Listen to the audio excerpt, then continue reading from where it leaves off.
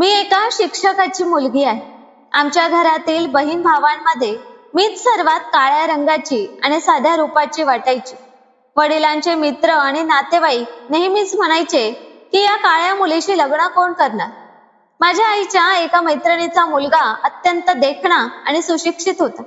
त्याने अमेरिकेतून शिक्षण पूर्ण करून भारतात परत यायचा निर्णय घेतला होता. त्याच्या मागे अनेक सुंदर मुली होत्या, पण आश्चर्य म्हणजे त्याने मला निवडलं. आमचं लग्न झालं. लग्नाच्या संध्याकाळी त्याने मला गाडीत बसवलं आणि घरी न नेता थेट एका निर्जन जंगलात घेऊन गेलं. आणि तिथे माझं नाव स्वाती आहे.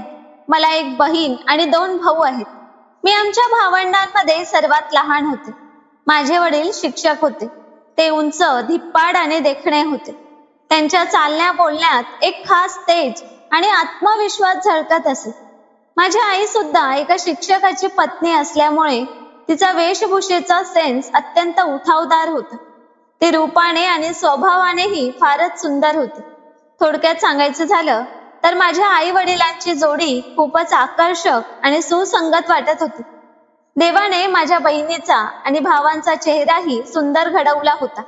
दोन्ही भाऊ वडिलांसारखे दिसायला होते, तर माझी बहीण आईसारखी होती.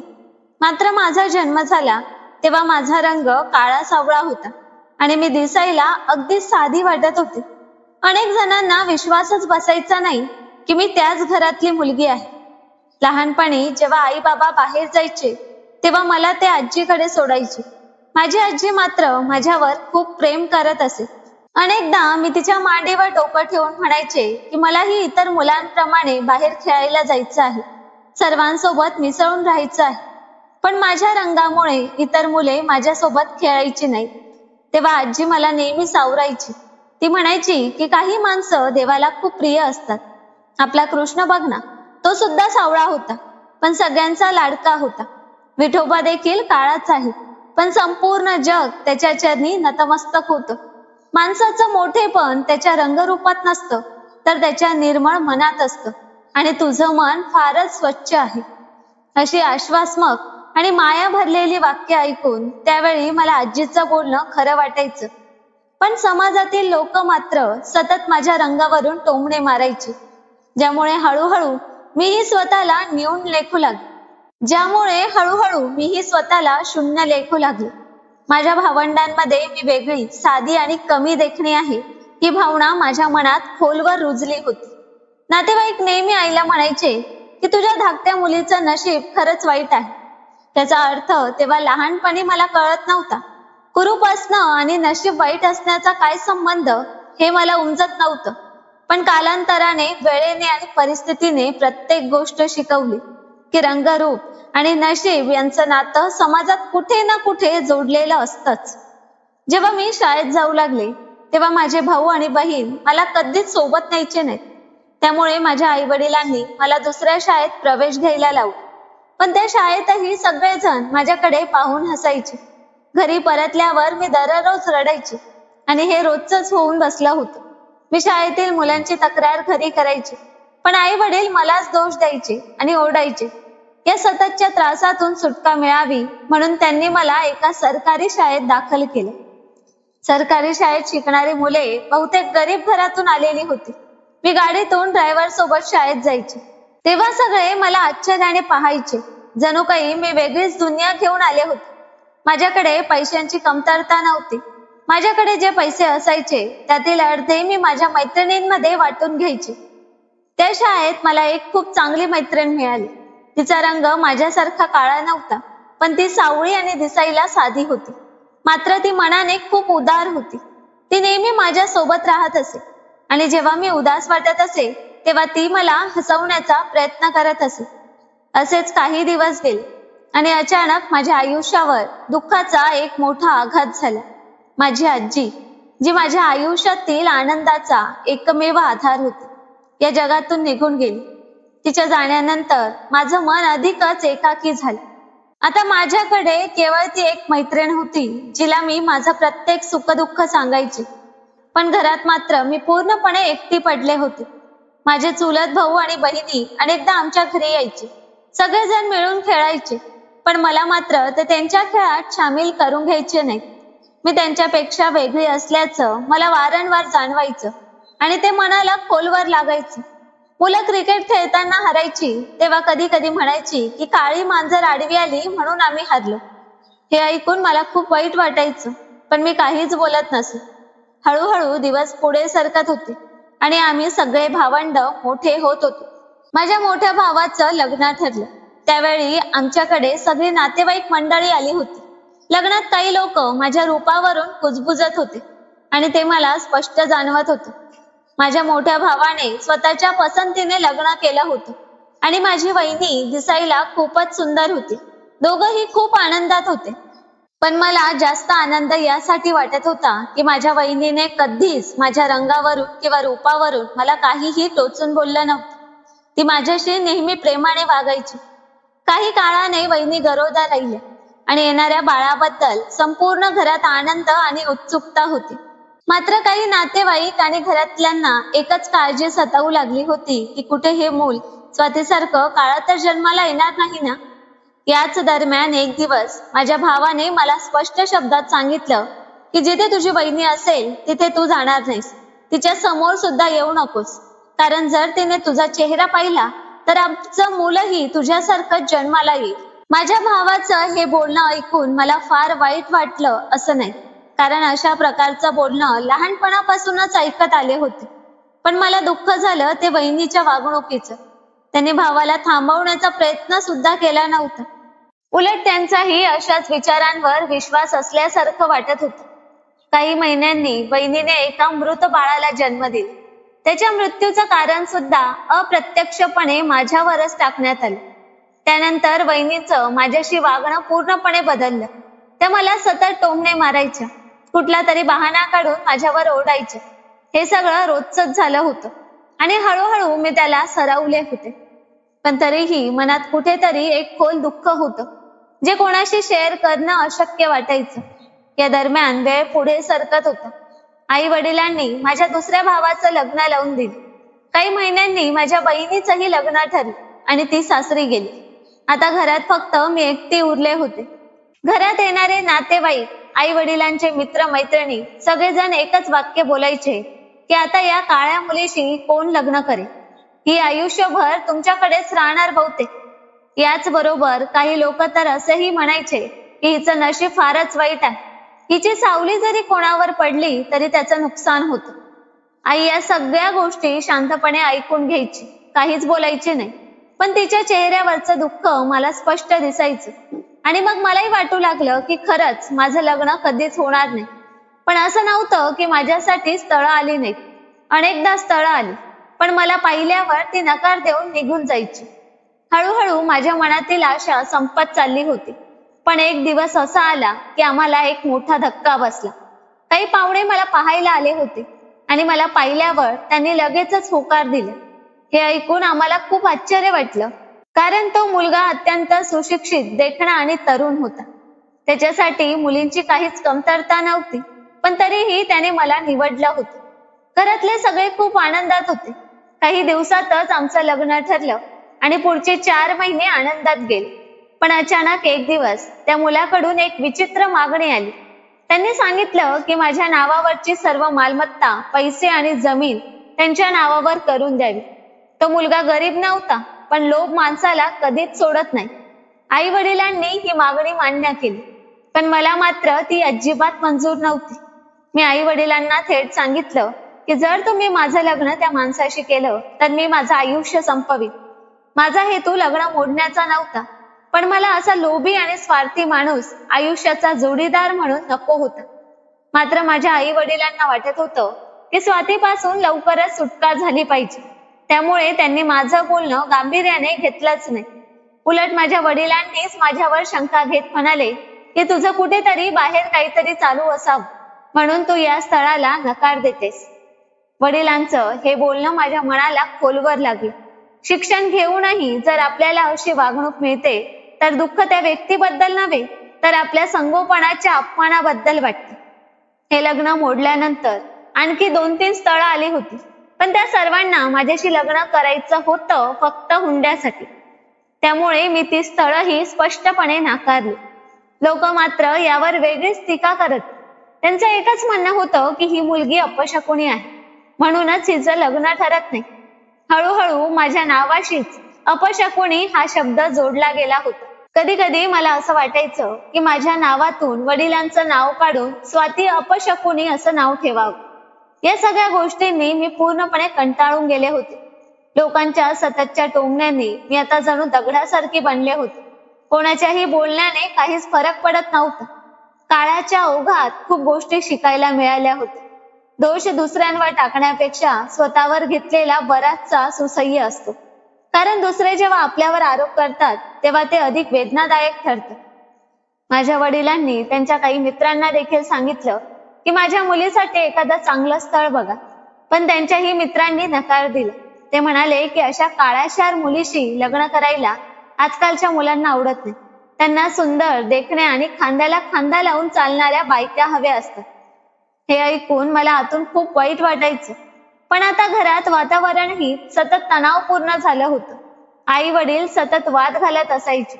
त्यांची भांडणं रोजचीच होऊन बसली होती. त्यांचं नेमकं कशावरून भांडण होतं हे मात्र मला कळत नसे. एके रात्री मला तहान लागली म्हणून मी पाणी प्यायला किचन मध्ये गेले.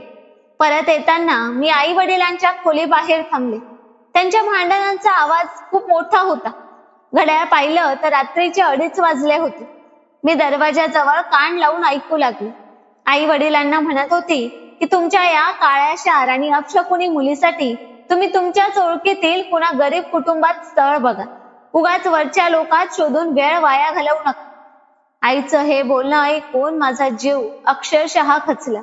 ती पुढे म्हणाली की मी शोधलं असतं, पण माझ्या ओळखी सगळ्या उच्चभ्रू लोकांमध्ये आहेत. अशा साध्या आणि काळ्याच्या मुलीशी कोण लग्न करेल? हे शब्द ऐकून माझं मन इतकं दुखावलं की डोळ्यातून अश्रू गळू लागले. मला वाटलं की माझं मन आणि हृदय एकदमच तुटून पडेल. लोक काहीही बोलले तरी मी ते सहन करत होते, पण जेव्हा माझे स्वतःचे आई वडील अशा तिरस्काराने बोलताना ऐकू आले तेव्हा मी मनातून पूर्णपणे मोडून गेले. त्यांना माझ्यापेक्षा त्यांच्या समाजातील लोकांचं मत अधिक महत्वाचं वाटत होतं. घरात आता रोजच भांडणं चालू असायची. सततच्या वादामुळे घरचं वातावरण अतिशय तणावपूर्ण झालं होतं. या सगळ्या गोष्टींनी मी मानसिक दृष्ट्या खूप थकले होते. 1-2 वेळा तर मी इतकी हताश झाले की स्वतःचं आयुष्य संपवण्याचा विचारही मनात आला. ही बातमी घरभर आणि नातेवाईकांमध्ये पसरली. काहींनी मला समजून घेतलं, सांत्वन केलं, तर काहींनी मला दोष देऊन निंदाही केली. माझ्या आईची एक मैत्रीण होती जी साधेपणाने जगायची आणि अतिशय समंजस स्वभावाची होती. तिचा मुलगा खूपच सुशिक्षित होता. त्याने परदेशातून उच्च शिक्षण घेतलं होतं आणि दिसायलाही देखणा होता. त्याचं व्यक्तिमत्व प्रामाणिक, सभ्य आणि स्वाभिमानी होतं. त्याने कधी कोणत्याही मुलीबद्दल वाईट भावना बाळगल्या नव्हत्या. उलट अनेक मुली त्याच्या आसपास असायच्या आणि त्याच्याशी लग्न करण्याची इच्छा व्यक्त करायच्या. समाजातल्या सुंदर आणि फॅशनेबल मुली त्याच्याकडे आकर्षित होत्या, तर दुसरीकडे मी होते, एक अशी मुलगी जिला नशिबाने काळा रंग आणि अपशकुनी अशी ओळख दिली होती. त्यामुळे तो मला कसा पसंत करेल हा विचार सतत माझ्या मनात असायचा. पण आयुष्याने एक अनपेक्षित वळण घेतलं आणि जे अशक्य वाटत होतं ते खरंच घडलं. माझ्या आईच्या मैत्रिणीला तिच्या सुशिक्षित आणि सभ्य मुलासाठी मी पसंत होते. हे ऐकून माझ्या कानांवर विश्वासच बसत नव्हता. पण ज्या पद्धतीने त्यांनी माझ्या आईकडे माझा हात मागितला त्यात कोणतीही शंका नव्हती. त्यांच्या बोलण्यात आणि वागण्यात इतकं प्रेम होतं की जणू माझ्याशिवाय त्यांचं आयुष्यच अपूर्ण आहे असं वाटत होतं. आई वडिलांनाही दिलासा मिळाला, कारण त्यांच्या मते आता एक मोठी जबाबदारी संपली होती. माझ्या भावी सासूने लग्नाची तारीख लवकरच ठरवली आणि तो दिवस आला जेव्हा माझं लग्न होणार होतं आणि मी विक्रमशी लग्न केलं. मला वाटलं की आज खरंच माझं नशीब फुललंय, पण प्रत्यक्षात माझं नशीब काही वेगळंच होतं. सगळी लगनसराई आटोपल्यावर पाहुणे निघून गेले आणि मी सासरी जाण्यासाठी तयार झाले. गाडीत फक्त मी आणि विक्रम होतो. संपूर्ण रस्त्यात तो एक शब्दही बोलला नाही. सासरी जाण्याच्या विचाराने माझं मन घाबरून गेलं होतं. पण विक्रम मला सासरी नेणं सोडून दुसऱ्याच दिशेने गाडी चालवत होता.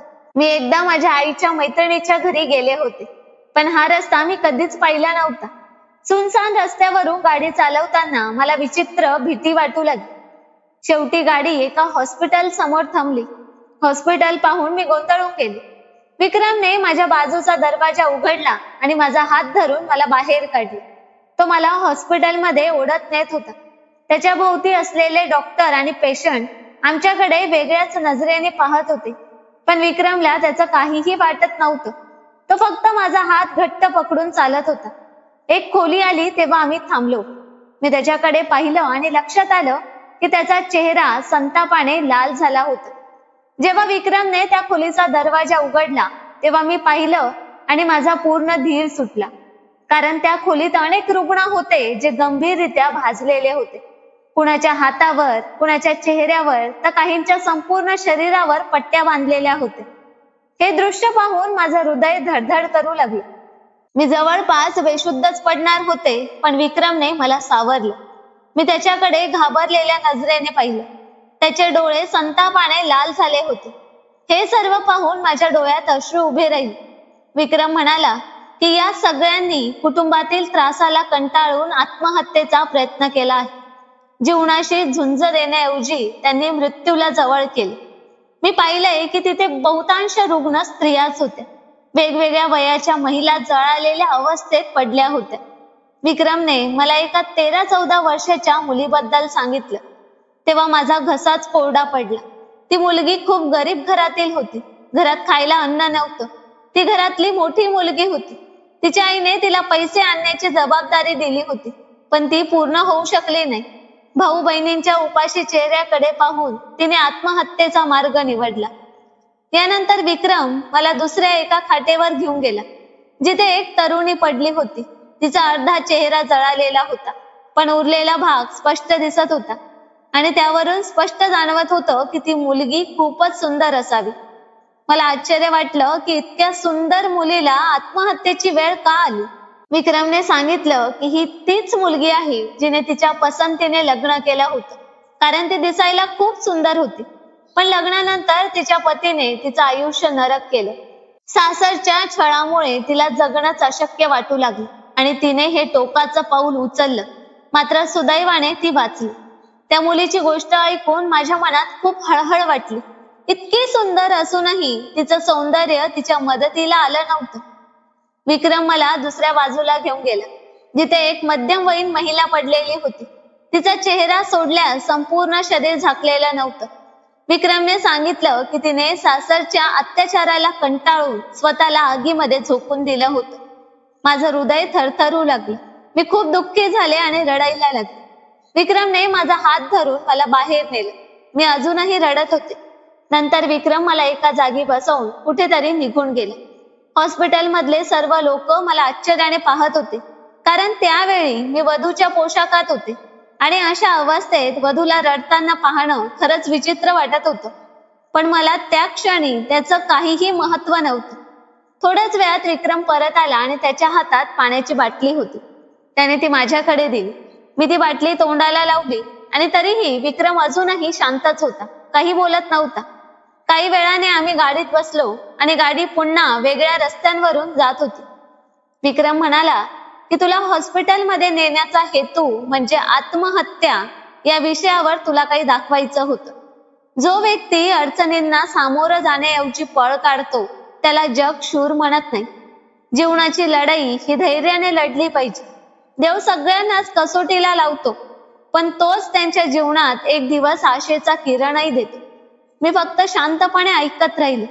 विक्रमने गाडी थांबवली आणि ते घर समोर आले, पण मला समजलंच नाही की ते कधी आले. घर पाहून मला धक्काच बसला, कारण ते माझं सासरचं घर होतं. दुसरा धक्का तेव्हा बसला जेव्हा मी गाडीतून उतरून घरात प्रवेश केला आणि दारापासून खोलीपर्यंतचा मार्ग फुलांनी सजवलेला पाहिला. वेगवेगळ्या रंगाच्या सुगंधित मेणबत्त्या लावलेल्या होत्या आणि खोलीत देखील सुंदर सजावट केली होती. मी हे सर्व पाहत आश्चर्यचकित झाले. विक्रम हाताची घडी घालून मला हसत पाहत होता. मी त्याच्याकडे पाहिलं आणि मनात विचार आला की असा देखणा संवेदनशील मुलगा एका साध्या मुलीशी का लग्न करे? काहीतरी मजबुरी असावीच. या विचारांनी माझं मन खिन्न झालं. मी शांतपणे बेडरूम मध्ये गेले, कपडे बदलले आणि बेडवर जाऊन पडले. विक्रमने काही न बोलता लाईट बंद केली आणि मला डिस्टर्ब न करता बाजूला गेला. मला लवकरच झोप लागली. पुढचे अनेक दिवस असेच गेले. विक्रम माझी खूप काळजी घेत होता. मला आनंदी ठेवण्यासाठी तो सतत प्रयत्न करत होता. माझी सासूही माझ्याशी इतक्या प्रेमाने वागत होत्या की माझ्या आईपेक्षा त्या 1000 पटीने चांगल्या वाटत होत्या. आश्चर्याची गोष्ट म्हणजे जे भाऊ मला काळी अपशकुनी म्हणायचे तेच आता माझी स्तुती करत होते. मला वाटलं की हे सगळं पैशांमुळे असावं, पण याआधीही माझ्याकडे पैशांची कमतरता नव्हती. म्हणून या सगळ्या गोष्टी माझ्या समजण्याच्या पलीकडच्या वाटत होत्या. एक दिवस कंटाळून मी विक्रमला विचारलं की त्याने माझ्याशी लग्न करण्याचं कारण काय होतं. त्यावर तो हलकासा हसला आणि मला खूप प्रेमाने त्याच्या बाजूला बसवलं. मग त्याने जे सांगितलं ते ऐकून मी निशब्द झाले. विक्रमने सांगितलं की जेव्हा मी परदेशात डॉक्टरीचं शिक्षण घेत होतो तेव्हा माझ्या आईने एक दिवस सांगितलं की तिच्या मैत्रिणीच्या मुलीने 2दा आत्महत्येचा प्रयत्न केला आहे. मी आईला विचारलं की तिने आत्महत्या का केली, तेव्हा तिचं उत्तर ऐकून मला धक्का बसला. आजच्या युगात असा विचारही कोणी करू शकतो यावर माझा विश्वासच बसत नव्हता. मी आईकडे तुझा फोटो मागितला. तिने सुरुवातीला नकार दिला, पण मी आग्रह केल्यानंतर तिने तो मला पाठवला. काही दिवस विचार करून मी आईला सांगितलं की मला भारतात परत यायचं आहे आणि इथे स्थायिक व्हायचं आहे. आईला हे ऐकून फार आश्चर्य वाटलं, कारण आधीच माझं अमेरिकेत स्थायिक होण्याचं ठरलं होतं. माझा निर्णय ऐकून आई खूप आनंदी झाली आणि जेव्हा मी तिला त्यामागचं खरं कारण सांगितलं तेव्हा तिच्या डोळ्यात आनंद अश्रू आले. ती म्हणाली की तू जो निर्णय घेतलायस त्यासाठी आम्ही तुझ्या सोबत आहोत.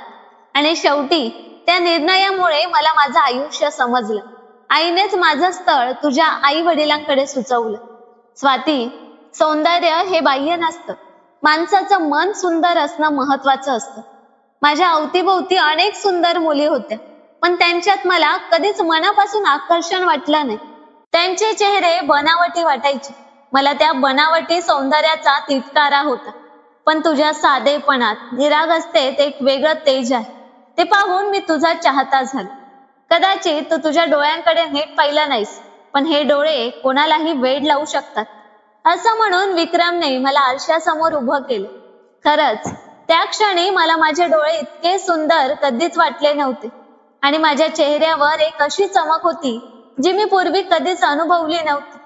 कदाचित हा विक्रमच्या प्रेमाचा प्रभाव होता. मला स्वतःचीच लाज वाटली आणि मी पटकन त्याला मिठी मारली. विक्रमने माझा हात धरून मला बेडवर बसवलं आणि म्हणाला की तू तुझ्या आई वडिलांची खरी मुलगी नाहीस, ते तुझे मामा आणि मामी आहेत. हे ऐकून माझे डोळे भरून आले. सारा भूतकाळ माझ्या नजरेसमोर तरळू लागला. बहीण भावांचा तिरस्कार, आई वडिलांचं मला ओझं समजणं, आजीचं एकमेव प्रेम, सरकारी शाळेत पाठवणं, सगळं पुन्हा आठवलं.